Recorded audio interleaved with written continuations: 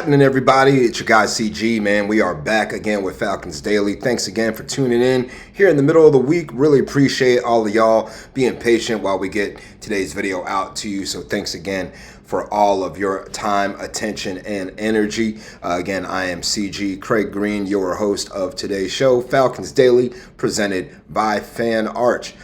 Guys, let's go back into the Wayback Machine for just a moment here.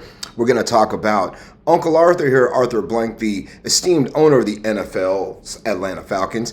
And also, by the way, if you guys were paying attention to the NFLPA's grading of the team, you would have seen that Arthur Blank got an A+ from the players. That just goes to show you how they feel about him. And also, Raheem Morris got an A+ too. So we'll chop that up again tomorrow. But the reason why I bring up Uncle Arthur right now, y'all, is because he had to testify in the NFLPA's in the Players Association's lawsuit regarding the Deshaun Watson situation. If you guys remember, Deshaun Watson signed a $230 million fully guaranteed contract with the Cleveland Browns.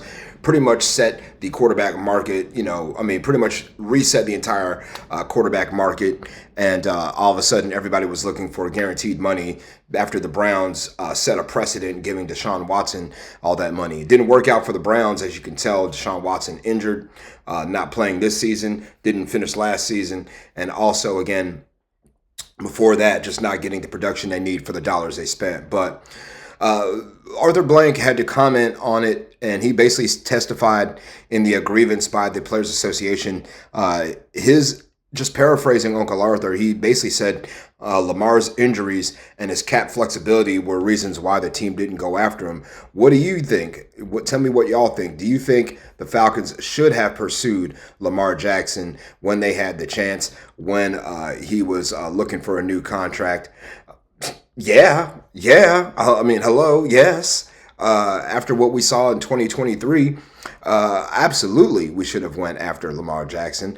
But I also understand Uncle Arthur's sentiment as well, because Lamar does command a high salary. He would have commanded a lot of the salary cap. And you look at his contract with the Ravens, and speaks in and of itself. I mean, just this season alone, y'all, in 2025, he's going to amount for over 15% of their cap number. Next season, in 2026, his base salary is $51.2 million, and he's going to account for over 25% of their salary cap. So one player is going to eat up a quarter of the cap, and it's not friendly to team building. So I understand it from that perspective, but you also have to ask yourself, Uncle Arthur, hey, are you trying to win the Super Bowl or not? That's the key. We were kind of a quarterback away, or maybe a couple of players here and there. And I get what he's saying. We could build up the team and then insert the quarterback in. That's kind of how the Kansas City Chiefs did it. They built around the team. And then when Mahomes was ready, Patrick Mahomes, not Jackson Mahomes, by the way, Patrick Mahomes, they put him in. And all of a sudden, after he was the bridge quarterback from Alex Smith, and he ended up having some success. Also, don't know if any of you were in the Benz back in 2018. I was in the preseason when Patrick Mahomes and the Chiefs came into town, and Patrick Mahomes threw a couple of touchdown passes in the first half against the Falcons as a rookie. And I'm sitting there in the 300 section around the 50-yard line. I'm like, who is this dude? Texas Tech, yeah. First thing I thought was Big 12, no defense whatsoever. Patrick Mahomes slinging the ball around, and he looked really good. But again, back to Lamar Jackson. He had a really good season last year, and MVP type numbers. Unfortunately, they did not win the championship. That's what everybody's going for. Lamar did finish. He played all 17 games. 12-5 record.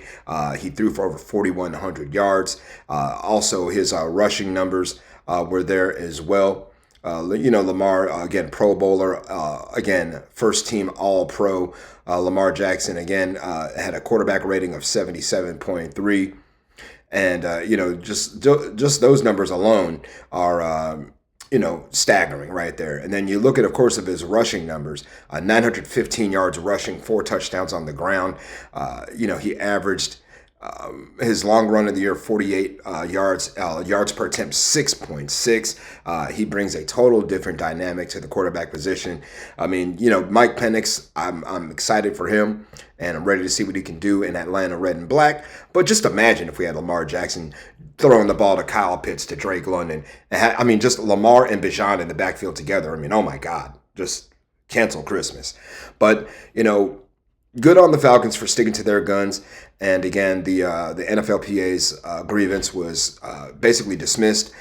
There was not enough evidence to prove that the owners and the league colluded against the other teams to prevent guaranteed contracts going forward. But that's why we didn't go after him, according to Arthur Blank. I kind of agree with it, but also on the other side of things, from the X's and O's standpoint, man, would have been nice to have him wearing the Falcon colors and scoring touchdowns in either the East or West end zone. My man, Dave Joseph, 1457, he chimed in on Monday and asked a good question about Troy Andersen. What do we do with Troy Andersen? Are we going to keep him or trade him? And the reason why we talk about that is Troy is in the last year of his contract with the Falcons as well. And he was a second-round draft pick for the Falcons in 2022, 56th overall pick coming out of Montana State. And Troy had a pretty good year last year. Last season had a 47 tackles. He did only played in 7 games due to injury. Remember, he went on IR. Decent season. Again, just imagine if he'd have played the whole year, it would have had better numbers. But a guy, for someone who only played 7 out of the 17 games, 47 combined tackles, 1 tackle for loss, had the pick 6 also against the Saints. So, it was against the Saints, I believe. But anyway. Troy Andersen, a guy, should we keep him or trade him? I think we need to try to keep him. I mean, we're thin at linebacker, and it's not like we really drafted linebackers behind him. We did bring in Divine Diablo, as well. So we've got Caden Ellis, we got Troy Andersen, we've got J.D. Bertrand, we've got Divine Diablo in the middle there for the Falcons. But I think we need to find a way to keep Troy in Atlanta. He's only 26 years old. He's got some skills to him. The man can play. He's only, in terms of, he's been injury riddled the last couple seasons. That's just been one of his hindrances. So, I mean, we could franchise tag him. I mean, I don't know if we're going to go that far, but it's a really good question by Dave Joseph here. I think we think we need to find a way to keep him, but really how he plays on the field in 2025 is going to dictate a lot of that. So good luck to Troy Andersen, and hopefully we can find a way to keep him around. Something else on my mind here, I found a little something scouring the interwebs, looking at the internet, and I saw that there was a trade proposal by Bleacher Report, by the Falcons blog on Bleacher Report, about trading Kyle Pitts to Kansas City. Would you do it? And here, let's take a look at that trade. Tell me if y'all would do it. I mean, first of all, let's look at Kyle Pitts's his salary and his things like that. Right now, Kyle Pitts is scheduled. He's on his 5th-year option, and he is currently going to make this season a base salary of $10.878 million.